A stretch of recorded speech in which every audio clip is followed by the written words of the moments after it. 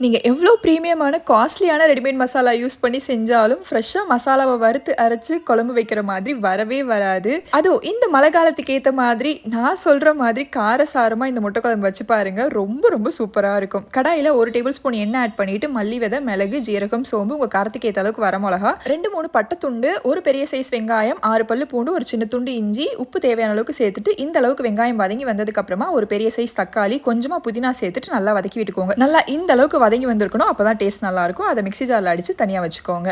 அதே கடாயில் 3 table spoon எண்ணெய், கொஞ்சமாக மஞ்சள் தூள், மிளகாத்தூள் சேர்த்துட்டு வேக வச்சிருக்கிற முட்டையை கீறி இந்த மாதிரி வதக்கி விட்டுட்டு இதையும் எடுத்து தனியாக வச்சுருங்க. அதே எண்ணெயில் 1/4 டீஸ்பூன் மட்டும் சோம்பு சேர்த்துட்டு கொஞ்சமாக வெங்காயத்தை ஃபைனாக கட் பண்ணி ஆட் பண்ணிட்டு கூடவே கருவேப்பிலை சேர்த்து நல்லா வதக்கி விட்டதுக்கப்புறமா நம்ம அரைச்ச மசாலா தேவையான அளவுக்கு தண்ணி சேர்த்துட்டு நல்லா மிக்ஸ் பண்ணி மூடி போட்டு வேக விட்டுருங்க. இப்போ குழம்போட பச்சை வாசனைலாம் போயிட்டு வந்ததுக்கப்புறமா நம்ம வேக வச்சிருந்த முட்டையை சேர்த்துட்டு நல்லா மிக்ஸ் பண்ணி விட்டுட்டு ஒரு 5 நிமிஷத்துக்கு லோ ஃப்ளேமில் வச்சு கொதிக்க விட்டுட்டு ஃபைனலாக கொத்தமல்லி தலை தூவி கேஸ் ஆஃப் பண்ணிட்டீங்கன்னா சூப்பரான முட்டை குழம்பு ரெடி ஆயிடும். சாதம் சப்பாத்திக்கு அல்டிமேட்டா இருக்கும். ட்ரை பண்ணி பாருங்க.